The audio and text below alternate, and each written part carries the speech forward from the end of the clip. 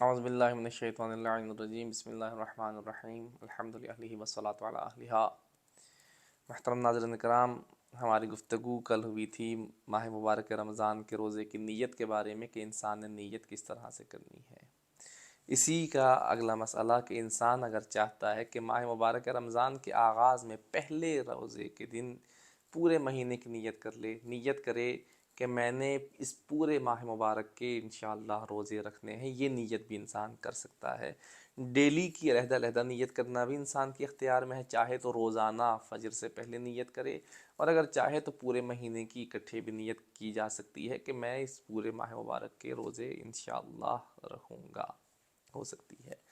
فرض کریں مسئلہ ہے کہ ایک انسان ماہ مبارک رمضان کا روزہ یا کوئی بھی واجب روزہ جو معین انسان نے کیا ہوا ہے، کسی دن واجب روزہ ہے، نیت کیے بغیر اذان صبح سے پہلے سو جاتا ہے، روزے کی نیت نہیں کرتا اور عالم خواب میں چلا جاتا ہے، نیند میں چلا جاتا ہے۔ اور اب اس کی دو کنڈیشنز ہیں کہ اگر یہ انسان روزہ رکھنے سے پہلے یعنی کہ ظہر سے پہلے اس کی آنکھ کھل جاتی ہے اور یہ ظہر سے پہلے روزے کی نیت کر لیتا ہے تو اس کا روزہ صحیح ہے، اس میں کوئی مشکل نہیں ہے۔ ظہر سے پہلے کوئی ایسا کام نہ کیا ہو جس سے روزہ باطل ہوتا ہے اور نیت کر لے تو اس کا وہ روزہ صحیح ہے۔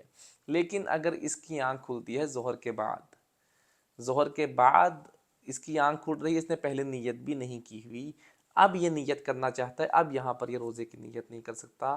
اب اس کا فریضہ یہ ہے کہ یہ اس دن جب اس کی آنکھ کھل رہی ہے ظہر کے بعد، آنکھ کھلنے سے لے کر مغرب تک کوئی ایسا کام بھی نہ کرے کہ جس سے انسان کا روزہ باطل ہوتا ہے۔ مبطلات روزہ میں سے کوئی عمل بجا نہ لائے، جس کا انشاءاللہ مبطلات روزہ کتنے ہیں ان کو ہم ڈیٹیل سے اگلی ویڈیوز میں بیان کریں گے۔